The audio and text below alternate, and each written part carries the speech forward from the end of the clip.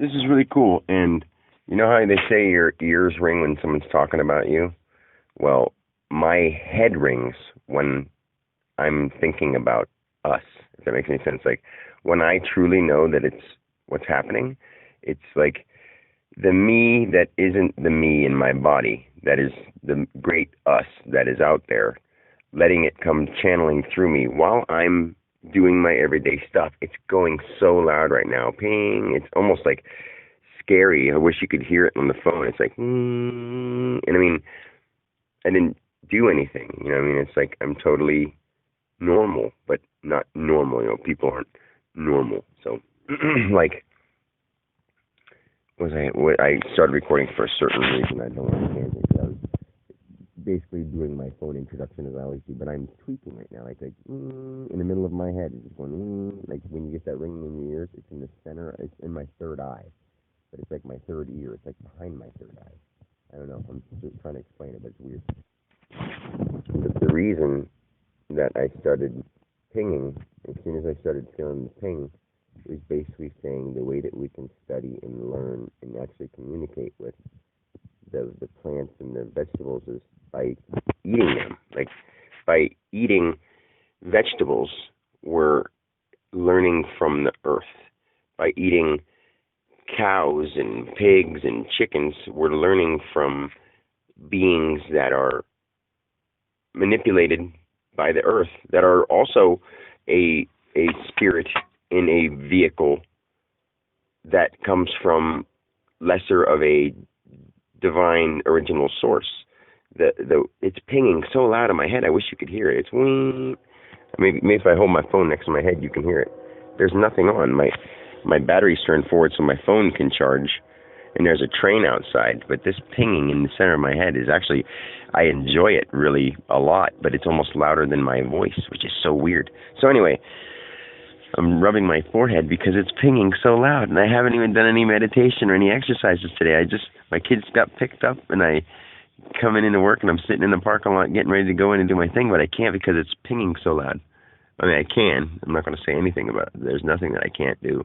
It's just like I need to get in control of myself, because for a second, I actually thought, like, I'm like, boy, with this ability, and when you know, because what I did is I told my body I loved it, and I went over my hands and my arms, and I had a pain in my arms, so I held my arms out, and I pictured my light body, and I just pictured my arms filling with light, and from the bottom of my heart, and I meant it, I said, thank you for having these arms that I'm using, because people don't really think about the fact that we are blessed in this body. It's so awesome. Like right now, my body's like over rapturing with joy, and I'm trying to hold it back, and I'm trying to record this tape. Like my feet are twinkling, and the more I talk about it, the more it's like twinging louder because I'm being so accurate through this body. Okay, so like say that there is a possibility of say how there's negative people. Okay, when say if they're the power of the people in charge, like the government and all these, and any different whatever they call them in different countries, like any leaders, if their power is threatened, they will try to stop you. In the way that they would stop you is by killing you or stopping your human body. But the knowledge is already there because I'm here and I know it, and I've already explained it in the human mind, and it's saved in the Akashic records because I've thought it. Like that's what we call it, the Akashic records. So, like because I've thought it, it's already out there in the universe, popping around, pinging around, and like the universe itself is looking for an answer. What we call questions and answers. Okay. The universe doesn't have any questions or any answers. Like those are just words we make up. But in our terminology, that's what it would be. So the universe, from the clouds to the bugs to the everything, from the beginning of time, they're all vehicles trying to express this, trying to say that, you know, the way we learn from each other, basically we know when we talk to another person, that's how we learn about them. Okay, so let's talk to the plants. I know it sounds funny when you say talk to the plants, talk to the animals, talk to the whatever. You know, and plants, they grow and they flourish so much. Like, I would say, you know, we have good, you know, means of doing certain things like blessing food and blessing vegetables and, you know, stuff that we already know is toxic that we've seen the results of. We don't have to really try. You know, don't try to bless a vat of acid and then drink it. You know what I mean? Of course, stuff like that you don't want to do. But, like, we can learn from stuff. I honestly know that if we put all our pre-thought original thinking that people have had, that we can't talk to inanimate things and learn from them. Like, we can learn from more vegetation if we eat more vegetation, because it's coming from Earth to extend itself to us. That's why it keeps coming and keeps coming and keeps coming. We just keep cutting it down. Like, we could probably learn a lot from grass. I'm going to start trying grass tea. I know that sounds really weird, but I'm going to try it once and see what happens. A couple times and see what happens. And I'm never going to just try something once. It might taste dank and nasty, but people drink wheatgrass is this miracle thing. What about normal grass that grows everywhere? Maybe it can tell you the data and the memory of that certain local spot. And some things may not seem so fascinating for people because we're so amazed by technology that if we, drank a thing of grass tea and meditated from our front yard, and it told us like the story of the things that have been there, the things that it remembers, the ground can interpret more stuff, like maybe more local in that certain area because that's where you got that certain, that vegetable, that fruit, that whatever, that plant, that grass, even that animal. I mean, but that's what happens. But people don't eat a burger and meditate to think about what their cow thought, because what would be grass. And I mean, if they really tuned in, it would probably be quite fascinating. In fact, it is quite fascinating to be a cow. But because the cow lives its life the way it lives, it looks around, it thinks the way it thinks, it does certain things. And just like us, it can either enjoy or not enjoy. Of course, a cow doesn't call it enjoy, but since we have certain words, that's what we would call that feeling, I guess, And I know what I'm talking about, and it sounds really weird to be talking about what it's like to be a cow. How funny. And I'm serious. That's the funniest part, is that I'm serious about it. And I'm listening to myself in first, second, third, fourth, and fifth person. Like, I have all my dimensional beings here watching me and listening to me, thinking like, this is Dan. He's such a crazy dude. Like, I'm so happy that whatever life lessons led me this way. And like, I can't possibly go back. There is no back. Like, it's all forward now. Like, there is no back from history to this point in time when I started tuning in. Like, I'm so tuned in. It's pinging so loud. And how long have I been recording? I've been recording for 7 minutes, and I paused it for a minute because it was pinging so loud I had to stop. But anyway, so by talking to, blessing, playing loving sounds, like, why is a binaural beat, like, what's the magic in the binaural beat? Well, the sensation and the feeling it brings out of you when you focus, and some are sort of spooky and whatever, and they help you do things that are sort of vivid and wild like that.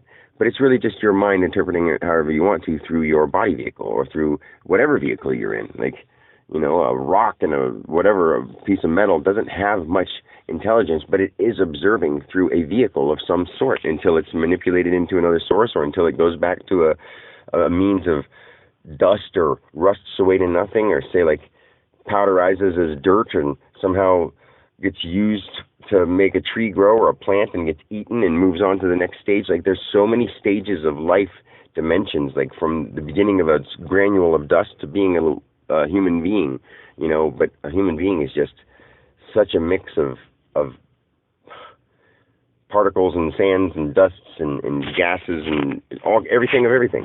We're just all the same stuff. Like, the same thing that pole is made out of, the cement pole that I'm looking at a cement pole with yellow paint on it. The same thing that thing is made out of, I'm made out of. It's just we, in our vehicles of flesh and bone, manipulated the stuffness that came from somewhere that looks in that form of that mineral, because we just know minerals are in the ground, and somehow we stumble into them, and we need to. The earth and space and what we call space and earth and all that stuff, these are all such plentiful places, and it's just our beliefs that are happening. If we think we're running out of stuff, we're running out of stuff. But the truth is, we'll never run out of stuff, because people will always want, and they'll mean it that they want it. They'll believe that they want stuff. I'm sure they believe. I'm sure people believe you want stuff. And because you want stuff, it is out there for you to find. You just have to go looking for it. I mean, that's pretty simple. Like, if you want to find something buried in the ground, you just have to go look for it. If you want, seriously, it sounds sort of silly, but it's really just belief. Like, anything can happen from belief. Where can something manifest instantly to be found? Underground, because no one was there to say it wasn't there. And also, where else can stuff manifest? Like out in the sky when we don't see it, when the clouds go over and sometimes things hide. That's where astral things move in the sky without us seeing it because there's cloud coverage, and it's a distraction so that those beings can get around without having to do it in a different way and be more stealth about it. They can just put clouds over top of the sky and cover it. I mean, it sounds sort of funny to say it like that because to me it is simply explained like that. I don't have to go into vast details and be all scientific about it because I just know that's how it works. But for me to say that to somebody who has no means of intelligently grasping that concept, they'll just look at me like, he's crazy. But the truth is that they're crazy, that they just think they're a human being walking around to work a job and have kids and die of old age. Or die in some accident because they were not paying attention in another vehicle, driving a car or something like that, or crashing in a plane crash or anything like that. Those kind of things. And whoever's vibration was strongest, if somebody on that plane has a vibration of we're going to crash and it's stronger than everybody else, the whole collective plane and everything of thinking how they're going to live or die, they will get in a crash, like just intention altogether. Like say, of course, something like I hate to say 9/11 because it seems so serious and so real because it was in a physical form, but that is just an illusion. All those things that happened, are they back again? All those things, all those people that died, and I hate this. If anybody, no, I don't hate that. I didn't want to stop right there. I hate to say this, but anyone who had family members that were involved in or died in 9/11, those beings are still here. They're just in a different form right now, and they actually, a lot of them have had other lives, a lot of them whatever, and I haven't personally tried to focus in on that because I just know what happens from every time that anybody has died or anything has died. It's just passed on to the next level of dimension or of being or astral phase or dimensional phase. There's so many words that we could use for it. It's like trying to explain every possible combination of everything. Like all numbers and all letters and all whatever, just put up in weird combinations and just the matrix. It is the matrix. I mean, that's what they call it, but it's not that. We're just trying to put it into the right words. I have the right words for people who don't need a super scientific explanation. So what I basically started this conversation for is because I started pinging and it's so loud. It's so hard for me to focus on what I was saying in the first place. You'll understand what I mean by the pinging. My third eye is blown open like bam, and I'm feeling downloads from the fucking sky to the top of my head as I'm talking right now. Like I feel like I'm on hallucinogens 24/7, but it's because the DMT is flowing and I'm in control of it. But now, if I add substances to me, that will still alter me if I want them to and intend them to. Weed, I know, doesn't really do much for me, so once in a while it does. Other times it doesn't because I'm in the mental spot where I hope it does something for me, and it probably won't. That's deep down what I'm thinking, and that's what happens.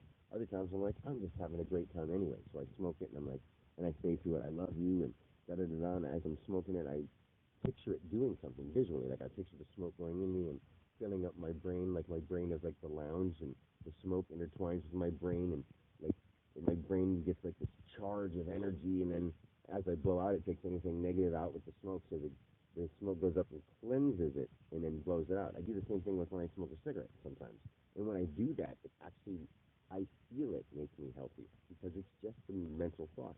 And the reason people get whatever from cigarettes is because yes, there's tar in it, and yes, there's toxins in it, and yes, there's whatever. But we can literally mentally block out any effect of any chemical of them. But we have to seriously believe that deep enough, and we don't.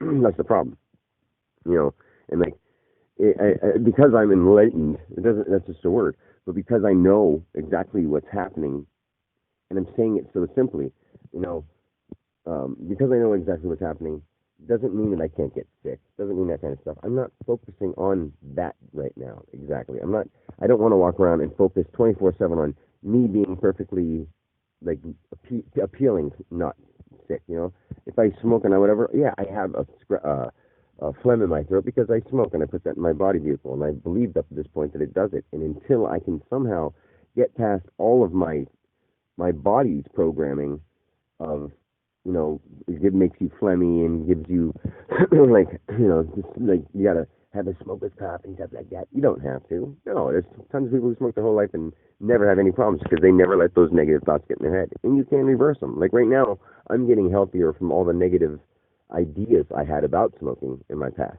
while I still smoke, But I'm cutting back and I'm saving money. It's not even for the reason that I feel like I'm unhealthy, because I'm super duper duper duper duper duper healthy. I do so many things and I feel my body. So nobody can tell me that I'm doing wrong when I know it, because I feel it in my body. I don't need a doctor to tell me. I don't need anybody to tell me. I feel it in my body. How many times can you say, I for sure know that I had this super huge ache, I bashed my whatever, I was, I had a bruise yesterday and I just focused my power and held my hand over it, and then the next day the bruise was completely healed. And people would have seen it if they would have looked, but people don't notice. And I'm not going to be like, look what I can do, because it makes me seem, to somebody who doesn't even take the time to get to know me, I seem like a crazy weirdo if I can heal a bruise. And the people who do know me, it's almost scary, even though it's amazing. And it's almost too spooky when I tell somebody and they actually really get it. Like my mom, sometimes I almost see like a spook, yet a pleasant, I get it kind of thing. She knows what I mean because she is it. She taught me in human form through her old-fashioned ways and not being taken away by society. The great thing about my mom and dad is that they're humble in a very divine way. Like, they helped me know that material things are just an idea, because I've seen love and happiness in them throughout the depressions and the struggles and the whatever, all that stuff, without money. Because money is an idea. The idea of being happy is being happy with what you're doing. And they were happy with the family. And what they were programmed from the time when they were young was to grow and give pass on to the next generation something better. And now they have. They've given the world, the universe, a human being, vessel, person, vehicle, Dan Alexander, that can explain the whole reason that we even started doing this in a way that people can understand it. There are people out there who've tapped into it, but they get taken away by other life stuff. Like, they're not spending 24/7 communicating with the universe. Like, the universe is my best friend. Like, I'm sitting here talking with God right now. Like, God and me are one. Bam. Like, there is no doubt in my mind that I'm God.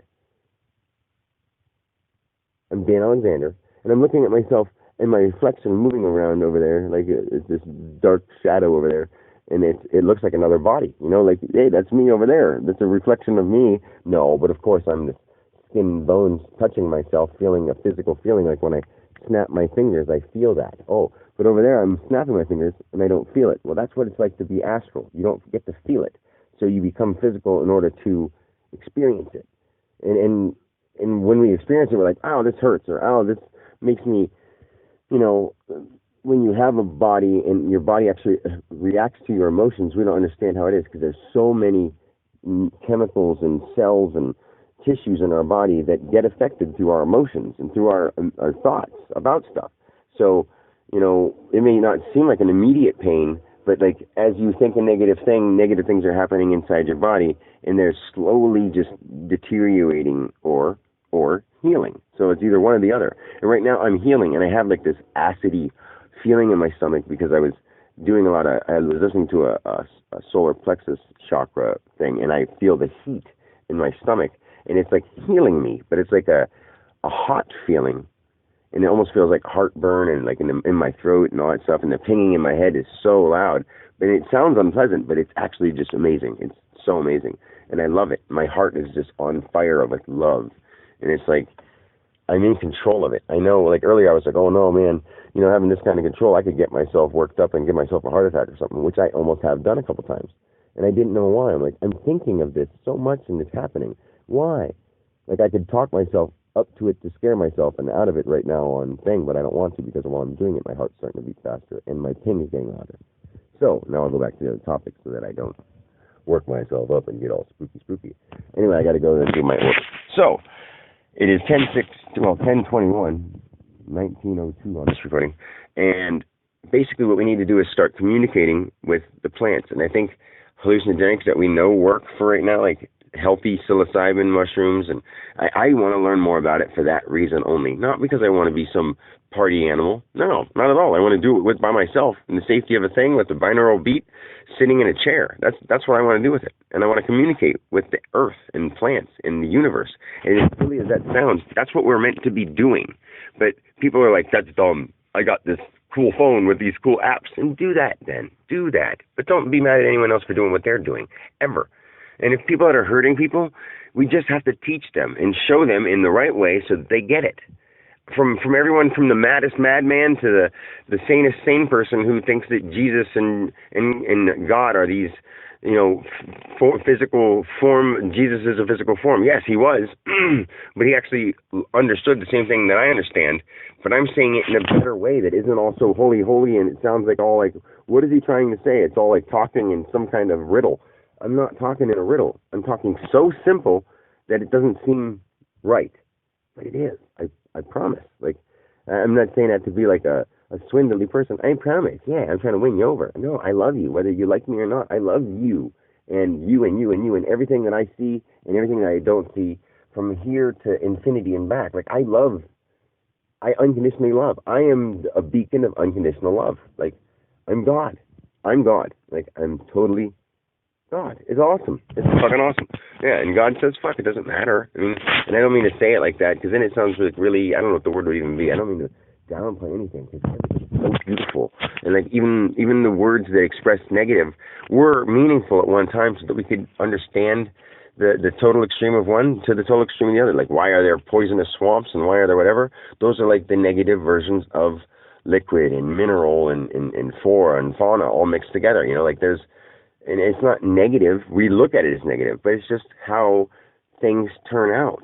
It's how intelligence itself has, changed, manipulated, evolved the bodies and societies of cellular activity around it throughout time and through its thoughts.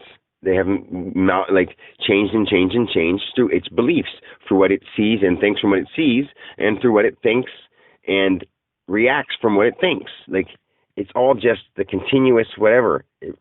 It's all happening right now, but so slow we're getting to play it out in physical form because we're that intelligent. We're that phenomenally intelligent, and it's hard to put into words. So what I want to start doing is microdosing, because I don't want to harm my human body, and I want to make sure that I eat healthy, and I want to really, really, really communicate with the fruits and vegetables. And I know it sounds so silly. I mean, it does. I mean, last year I would have cracked up at myself. But actually communicate with the foods that I eat so that I know exactly what can preserve my body the best, so I can help people in that way. And I'm not trying to outdo any diet gurus. I mean, other people can publish my books and make money off them. I'm not trying to get rich. I'm trying to live good, because I don't care about money. And when I have money, I'll just give it all away to everybody. Just keep enough for me to live and give away to everybody. And I'm not saying just live. Yes, if I want to go parasailing or go on a trip, I deserve it, because we all do. But if you want to play this game and you want to get money, then get money your own way, if that's what you want to play. But I'm working towards us playing another game while we're here. We have the option of the money game, or we have an option of a different game. And it sounds sort of funny, but we are just here playing a game. We are. And we can eventually set up other planets in this physical existence. We can set up other planets to do this, but we have to get Earth so loving that it will split into two and produce another one that has the same kind of environment that similar beings or other kind of beings can come to. We can learn to adapt, and we can look like whatever we want to look like, but we just have to learn to believe that strongly. I mean, I can, but yet in this physical reality, time, space, I haven't been able to do it yet. But I can manipulate my body and make things hover and, breathe fire if I want to. I can morph into stuff, but it would freak people out, and it would freak me out, to be honest with you. And I don't know how my human body would adjust to it, because I have to learn how to do it first. I'd have to talk to the plants and animals, and the universe itself would tell me when I'm ready to do it. That's how positive I am that these things are able. And my human body isn't able to yet, because I know, as Dan, that I'm not intelligent enough. I need to learn more about my own body. I mean, I can feel it, but I need to look into books that other people have studied, and they've learned stuff too, and a lot of them are right. When it comes down to whatever, we just named it certain things, but we do know how certain things work, and I want to look into it because once I start reading it, I'll be able to distinguish what's real and fake, because I am it. So I don't even have to know as Dan. As I introduce these things to me, like a lot of the stuff that I've been trying to watch to learn about spirituality and stuff, until I actually became it and don't need to learn them anymore. Now I just listen to beats. I don't even listen to anything, because I don't want somebody else's ideas to get into my mind, like Sadhguru and all these other like mystical people and all the scientists from the past and all the out-of-body explorers and all the near-death experiences. They all make complete sense to me, but some of them you can tell are just people making up stories. Some of them are are ways people are trying to get it across to people, and I get that because I do that sometimes. I try to explain it and give it and I honestly, almost every time that I use a metaphor, I say, I'm trying to explain it in words, and I'll point out it's hard to put into words, but this is what I'm trying to say. It's like, I know what I mean, but we don't have words for it, so all I'm doing is the best I can. And there are other times when I'm watching some of these spiritual gurus and motivational speakers, they're just trying to get some money and get recognition and get famous. And they're like, like that transformational help. And people, here's the thing, people are trying and they think they are doing good. They're doing half and half. They've got it somewhat right and somewhat wrong in this game, in the rules of this game. Deep down, not the 10 Commandments. It's like the instructions of the board game. It has the instructions. There are some for playing this game, and until we break them, we haven't rewritten the rules yet, and I don't want to do that. I actually do that if I wanted to, but I think that things are beautiful the way they are, because it would be the shock that people would have if everything just changed from the past and the history to try to erase the memories out of everyone's mind, and whatever, it is so hard to do that it would be more harmful than helpful. So the reason we haven't done that and wiped memories and all that kind of stuff is because it would harm our bodies. The reactions of our cellular activities to all the drama and stress that has been built up through all this time has to slowly be reversed and gotten rid of, which is karmic. Like cells have karma. Like your aura, your spirit, all your astral bodies of all dimensions need cleansing, and they all have karma on their own plane, like they all do. And it sounds silly, or not. I don't even want to use the word silly. It just sounds, how do I know this? Because I know this. I'm living it right now, and I've been living it for forever. I've been it forever, and I am it forever. And you are too, and you'll see what I mean. And if you don't figure it out in this body, you'll figure it out when you die. It's that simple. So, anyway, I got to go do my orders. I planned on starting at 9. I got here at 9, and I was writing a song and chilling, and then all of a sudden I started pinging, and I talked for half an hour almost. So anyway, I'm going to go, and I love you, and I'm going to start. I hate to say it because people are going to look at me like a bad person, but once in a while I'm going to do off and on for a week or two of like eating only like certain kinds of vegetables, like lettuces and squashes and things that grow under the ground, things that grow above the ground, and see what they have to say and eat them, let them digest for like an hour, and then meditate on them and think and talk about them and talk to the universe with them in me, because the universe can use my vehicle to like process that data. You put a different game in the system, you play a different game from that perspective, so like I will put that in my body and meditate on it and learn about it by not reading a book about vegetables, by becoming the vegetable, because the vegetable becomes me. And we know this. We know that they become us. But it sounds so fishy, but this is how we learn from them. We know this in the future, but we have to do it now to start doing it. And just a few handfuls of people will do it, because then they'll teach their children, and they'll start as they grow doing it. And people are like, where'd you learn this from? They'll be like, it is an ancient practice, because they've tried to teach it in all different forms from the beginning of time. And we're still learning new ways. There's so many new things to do. It's like we just started. It really is just like we just started. Like, the turnaround is the best part. We're at the turnaround phase where we're like, oh, that's what we were doing, quote unquote, wrong. And now we can fix it easily. It's not going to be hard. It's just going to take time for it to show up. And the more we believe and the more we all work together and everybody gets on the same wavelength of happiness, not even that they have to agree on what they do with their time, not even that they have to agree on what kind of hobbies they have, just to agree on love and happiness and to be positive. Because once you believe that strongly, it will change. And 7 billion people and all the animals and all the harmonious things that can happen if we all actually start living and loving and playing the game with good sportsmanship, basically. And the more as soon as we do that, we can do just about anything. I promise you that. I love you. I'm not going to lie to you, because you'll be able to do it without a body at one time, but why not be able to do it in your body so you can physically experience it at the same time? You'll be able to fly if you believe it, to be honest with you, but you can't. The thing is, you know deep down that you don't believe it right now. I know that I can't believe it right now because the people around me don't have any faith in me, and I made a divinity clause that I won't tell anybody, because it's like a holy thing. Like, this is a new part of the new Bible, I guess, but it's like a divinity clause that nobody else has done, so that I can't manipulate the power. Like, the divine power of the universe is within me, and I'm not allowed to use it until I'm at a certain level with enough people with me that energy allows me to break onto that spot. You know, if that makes any sense. Like, I have to have certain amounts of people in order to do it. I made it a rule of the game. So we're safe. I've safeguarded us in a crazy way. Not crazy, but crazy awesome way. And then I've safeguarded us by making a divinity clause that anybody who gets the power of the universe can't do certain things until they get to a certain, until they divinely have gone to a certain point. Not good or bad, not right or wrong, but divinely, the way that we are meant to be. Like, I'm loving and I will not hurt anything. I will not talk bad about anyone. I will react to stuff, and I'm still not perfect. Nobody's perfect, and I'll never be perfect. I will continuously try to become the best person I can, because that's the vehicle I'm in. But I already know that I'm more than that, and I'm trying to explain what I mean by that. So I'm never trying to downplay being a human. It's the most amazing thing you can be. So, anyway, I do really have to go, and peace, y'all. I love you.